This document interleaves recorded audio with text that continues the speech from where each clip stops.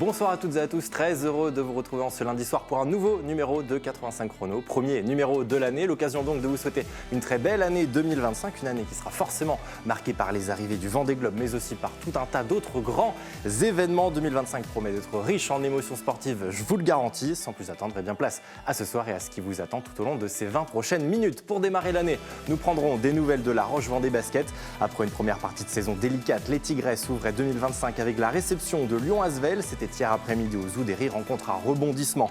Vous le verrez, ce week-end était également marqué par la reprise de la N1 Elite en ring hockey. Double ration au menu ce soir puisque nous avons suivi les deux affiches programmées à domicile samedi, derby ligérien entre la Vendéenne et Nantes. Le Poiré-sur-Vie de son côté accueillait Coutras. Et puis enfin, avant de prendre le pouls auprès de nos skippers du Vendée Globe en ce 58e jour de course, nous irons à Sainte-Foy. C'est là-bas que se tenait dimanche après-midi le championnat départemental de cross-country. Voilà pour le programme de ce 6 janvier 2025. 85 chrono, ça démarre tout de suite.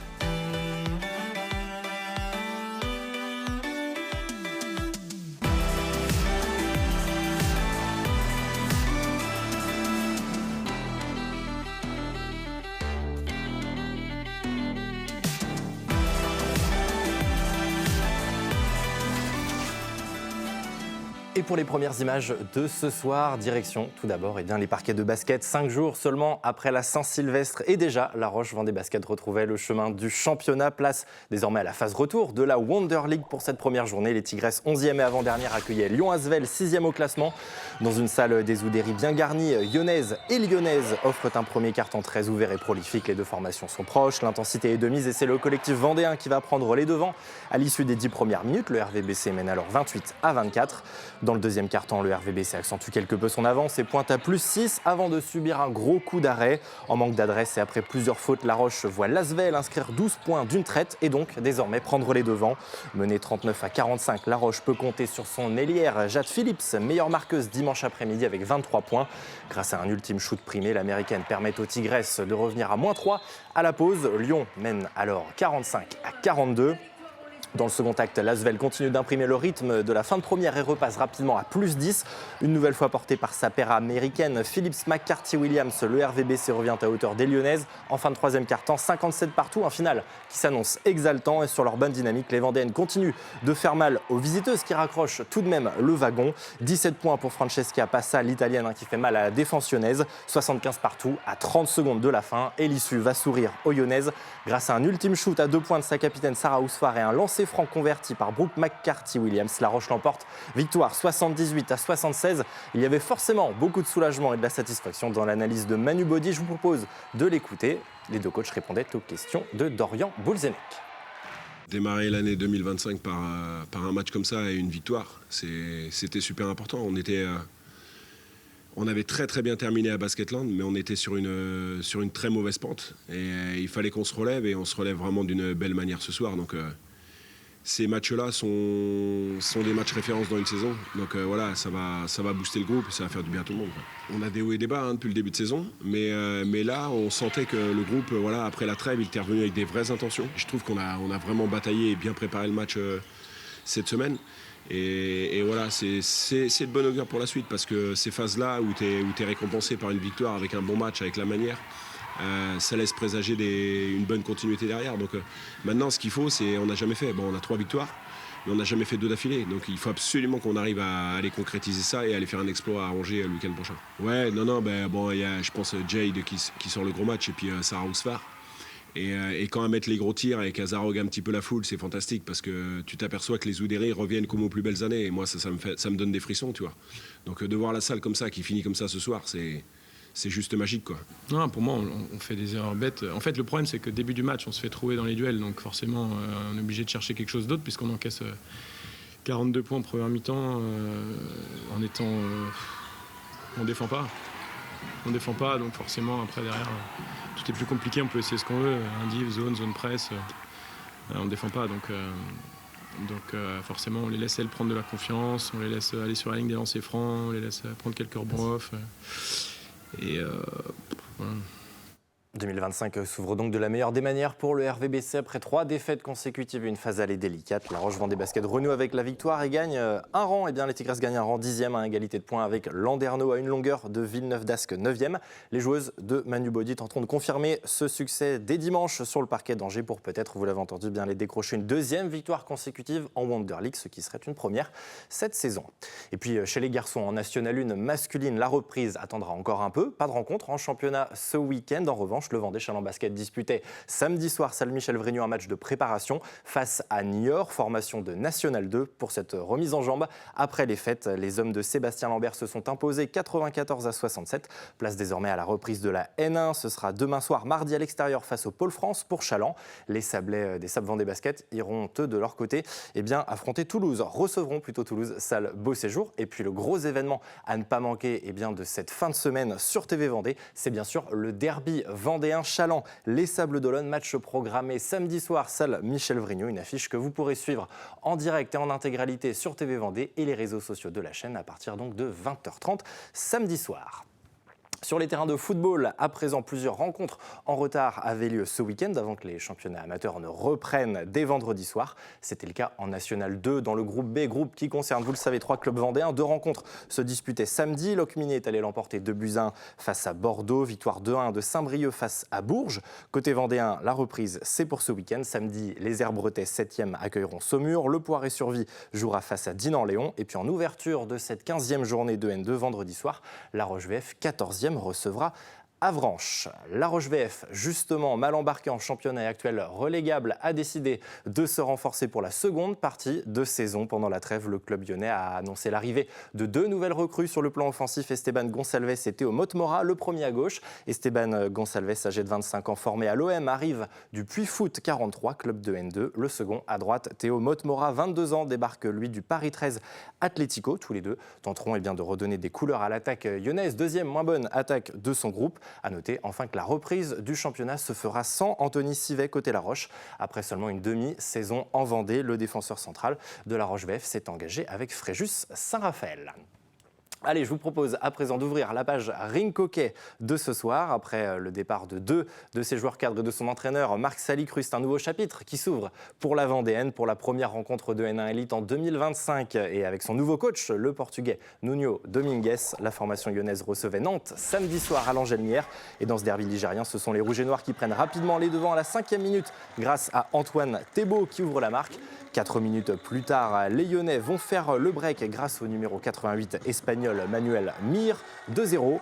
La Vendéenne a la main mise sur le début de partie et va continuer sa marche en avant. 11e minute, c'est au tour de Nathan Gefflot d'ouvrir son compteur pour porter le score à 3-0, puis 4-0 une poignée de secondes plus tard.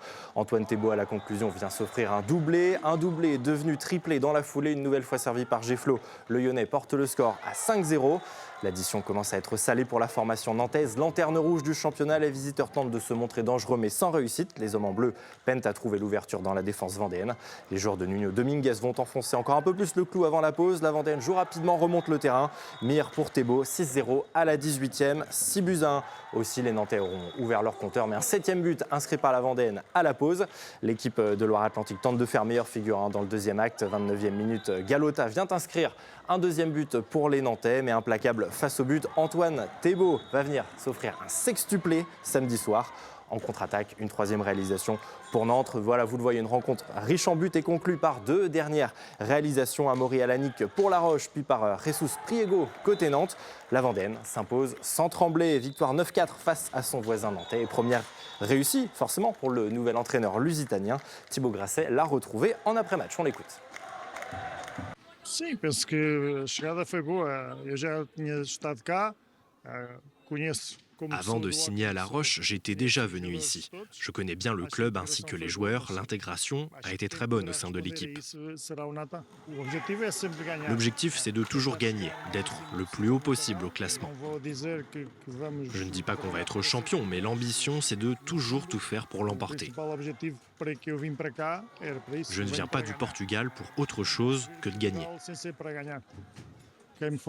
J'avais eu de bons retours sur le club de la Vendéenne. Je connais bien Nuno Lopes, le sélectionneur portugais de l'équipe de France de rink hockey. C'est un ami et c'est lui qui m'a mis en contact avec le club. Je connaissais plusieurs joueurs aussi, comme Nathan, Antoine ou Albin. conhecia o Alban dos miúdos. E depois, La salle est belle, l'ambiance était très bonne ce soir, le public était présent, c'était très agréable. Et mon objectif ici, c'est de faire grandir ce club. Temos público, que é sempre importante, e o objetivo é fazer crescer o Lavandene. La première mi-temps on a eu pas mal d'indiscipline, voilà. Beaucoup de choses ont été, on va dire, contre nous, mais comme un petit peu depuis le début de saison, voilà, pour nous, c'est toujours un peu la même rengaine. Le discours à la mi-temps n'a pas été, on va dire, très joyeux, forcément. On a essayé de remettre un peu les pendules à l'heure. On a mieux joué en deuxième mi-temps, mais je pense aussi, il faut être clair et honnête, que La Roche a baissé un petit peu, forcément aussi son intensité, ce qui nous a permis d'exister. Maintenant, un derby, ça reste toujours un derby. Pourquoi pas gratter un point, voilà, avec la situation avec Marcos Pinto qui est parti, etc. Donc un joueur cadre, donc peut-être qu'ils allaient manquer un peu de repères, le nouvel entraîneur. Donc bon, mais ça n'a pas été le cas. Voilà donc pour cette victoire 9-4 de la Vendéenne face à Nantes. Place désormais bien la seconde affiche Ringhockey de ce soir, là aussi samedi soir. Le Poiré-sur-Vie accueillait Coutras, actuel deuxième du championnat au complexe de la Montparière. Après 3 défaites consécutives, les Vendéens avaient l'envie de se relancer pour ce premier match de l'année. Dès l'entame, Charles Thébault met une première fois le gardien adverse à contribution. Sur coup franc direct, Javier Hanon a l'occasion d'ouvrir le score, mais sa tentative est stoppée. 17e minute, les Girondins en bleu vont ouvrir la marque grâce à cette percée de Federico Deguerre dans la surface vendéenne. Déséquilibré, le numéro 4 parvient tout de même à tromper la vigilance du gardien Genot. Dans la foulée, les hommes en orange s'essayent de loin, puis à bout portant avec cette reprise d'Oscar Pérez. Mais les locaux vont venir se faire punir une seconde fois en contre-attaque. Ramos pour Ginet sur le côté droit, 2-0 pour Coutras. Malgré ses nombreuses tentatives en première, le Poiré Roller est mené à la pause. 10 secondes seulement après la reprise, les Girondins alourdissent la marque. Perte de balle, Vargas en 1-2 s'offre le 3-0. Incursion éclair de Ramos, les Genoux frôlent le pire et il faudra un super arrêt du gardien pour éviter le 4-0. 39e minute, les Vendéens ne sont pas démobilisés. Oscar Pérez récupère au milieu de terrain pour ouvrir le score côté Genoux 3-1. Moins de 4 minutes plus tard, le Poiré entrevoit même la possibilité du nul. Van Kamelbeck vient tromper la vigilance de la défense coutrassienne. Plus qu'un but de retard et les Genoux vont même passer tout proche de l'égalisation sur cette frappe lointaine. Duarte et Delgado croient remettre les compteurs à égalité. Effusion de joie au complexe de la Montparière, mais le but n'est pas accordé par l'arbitre. On en restera donc là. Le Poiré s'incline 3-2. Au micro de Dorian Boulzenec, je vous propose d'écouter la réaction des deux entraîneurs, à commencer par celle de Duarte et Delgado pour le Poiré Roller. On savait qu'on jouait contre une grosse équipe, la grande équipe de ce championnat. On savait que c'est une équipe qui devant les scores, maîtrise cette partie de jeu, sont très équilibrés dans la piste, arrivent à contrôler le match et donner beaucoup de phases de transition. Je pense qu'on fait la première mi-temps, on fait 20 minutes plutôt intéressantes. Dommage pour les dernières 2-3 minutes qu'on a perdu un petit peu la tête. On a entré dans une phase de transition pour les 2-0. Je trouve un peu sévère, mais bon, on savait que dans notre plan de jeu, ce n'était pas l'objectif. Voilà, on a parlé au vestiaire. On savait que ça a été dur. Voilà, après, je pense que cette équipe a montré beaucoup de caractère. Revenir un 3-2 contre une équipe comme Coutras, avec la manière qu'on a fait, je pense qu'on a créé quand même une occasion pour égaliser et même pas gagner. On n'a pas arrivé. Les détails, ce n'est pas très cher à ce niveau-là. Fait un moment qu'on perd des matchs pour des petites détails. Voilà, il faut qu'on continue à travailler. On veut arrêter cette cycle de matchs sans victoire. On n'a pas de choix. Lundi, il faut revenir ici, continuer à travailler pour préparer le prochain match. Depuis le début de saison, on voit que le Poiré fait d'excellents résultats. Que ce soit à domicile ou à l'extérieur, c'est une bonne équipe, bien organisée. Il y a de très bons joueurs. Donc oui, on s'attendait à un match compliqué. Surtout un 4 janvier. Après, nous, on se met dans la difficulté, on mène 3-0. On n'a pas le droit de prendre 2 buts, surtout qu'on était bien, on maîtrisait un petit convenablement, on va dire, le match. Comme on le disait dans le vestiaire en début de match, c'était un match à 6 points pour nous. C'était très important de pouvoir gagner ici. Quel bilan au classement donc après ces 2 matchs de la 9e journée de N1 Elite? On va le voir, 6e avant cette journée, les Genoux rétrogradent d'un rang et pointent désormais en 7e position. Pas de changement pour la Vendéenne, les Rouges et Noirs se maintiennent au pied du podium en 4e position. Et puis un rapide détour par une autre discipline, un autre classement, celui de la D2 en hockey sur glace. Pas de match ce week-end pour le Haut-Gly, mais une rencontre se tenait tout de même samedi dans le groupe des Lyonnais. Toulouse-Blagnac a battu Vaujany-Grenoble 5-3. Les Toulousains restent à 4 unités des hommes de Jurajo Selka. Le hockey glacionnais rechaussera les patins le week-end prochain avec un déplacement à Montpellier. Allez, on poursuit notre tour d'horizon des images du week-end. Direction à présent le centre équestre de Sainte-Foy. Alors pas d'équitation au programme ce week-end, mais plutôt de la course à pied, puisque c'est là-bas que se tenait hier le championnat départemental de cross-country. Et bien que le terrain ait été épargné par les pluies dimanche, les conditions météo de la semaine passée ont évidemment offert un terrain bien gras aux participants. Les premières courses étaient lancées hier matin, des poussins aux juniors en passant par les masters. Et puis les journées s'achevaient avec les élites et notamment les féminines. 41 étaient au départ pour aborder un parcours de 6 km 740. Partie aux avant-postes dès les premiers instants, c'est Clarisse Picard qui a mené la course de bout en bout. La licenciée de la section des herbiers de l'athlé Bocage Vendée n'a pas été inquiétée. C'est elle qui s'impose au finish, vous le voyez ici, après 29 minutes et 37 secondes. Et puis enfin, à 15h20, place à l'ultime course de la journée, celle des hommes élites avec sa petite centaine de partants. Ils étaient nombreux à pouvoir prétendre à la victoire finale sur le tracé de 8 km 890. À la mi-course, 3 hommes en rouge de l'athlé Bocage Vendée, Brice Debord, Anthony Guillard et Romain Guéry vont progressivement reprendre les rênes sur l'avant de la course pour ne plus jamais les lâcher. Résultat, l'ABV signe un triplé. Le premier à franchir la ligne, c'est Brice Debord après 33 minutes et 7 secondes. Le licencié de la section de Montaigu-Vendée signe un superbe doublé puisqu'il s'était déjà imposé en Masters un peu plus tôt dans la matinée, rendez-vous compte. Néanmoins, ne pouvant être classé une seconde fois, c'est son dauphin sur la ligne, Anthony Guillard, qui s'adjuge finalement le titre départemental. Romain Guéry de l'ABV Pouzauges prend quant à lui la 3e place. Les réactions des vainqueurs du jour, suivez bien de la réaction du président du comité d'athlétisme de Vendée, Mickaël Gentil. C'est au micro de Thibaut Grasset. Je ne m'attendais pas à ce que les conditions climatiques soient si contraignantes, notamment au niveau du vent. Parce je pense qu'on a fait la moitié du circuit vent de face, surtout à remonter sur la grande boucle où là c'était très technique. J'avais une idée de partir à mon rythme, essayer de mettre mon train et construire comme je le peux dans ces conditions qui ne sont pas forcément les plus optimales pour moi. Et je voulais surtout rapporter le minimum de points possible pour l'équipe. C'est chose faite, je suis contente de refaire enfin les championnats départementaux. Je reviens avec le titre, c'est super cool et je pense qu'on qualifie l'équipe aussi pour le prochain tour et ça c'était l'essentiel aujourd'hui. Donc très contente de la course faite dans ces conditions. Ce matin on est parti vite, moi j'ai trouvé qu'on était parti vite. Alors après il y avait de l'envie, il y avait de l'euphorie, il y avait tout ça c'est sûr. Mais c'était pas trop raisonnable. Cet après-midi c'était bien, en plus on a pu revenir sur Oscar. Et en étant tous les trois, moi comme je suis hors course, c'était pas gênant, j'ai fait un peu le boulot. Pour ça j'ai quand même décidé d'essayer de faire plus d'un tour et demi tout seul, voire 2 tours pour pas après qu'ils puissent se bagarrer quoi. C'est vrai que ça fait 5 mois que j'ai pas mis un dossard. En septembre je me suis fait renverser par une voiture en vélo, donc je reviens un petit peu de loin parce que j'aurais pu avoir de bien plus graves blessures. Donc l'envie de revenir en 2025 avec l'écrou et une victoire championnat de cross, même s'il y a Brice qui est devant, c'est quand même une belle récompense de toutes les années de course à pied. Je me suis régalé avec des petits jeunes qui sont vraiment bien plus forts que moi intrinsèquement. À l'expérience, j'ai réussi à les semer à 150 mètres de la ligne, donc c'est content de la victoire. Le cross, c'est une discipline qui balaye en fait toutes les catégories, des tout petits, des éveils athlétiques jusqu'au master.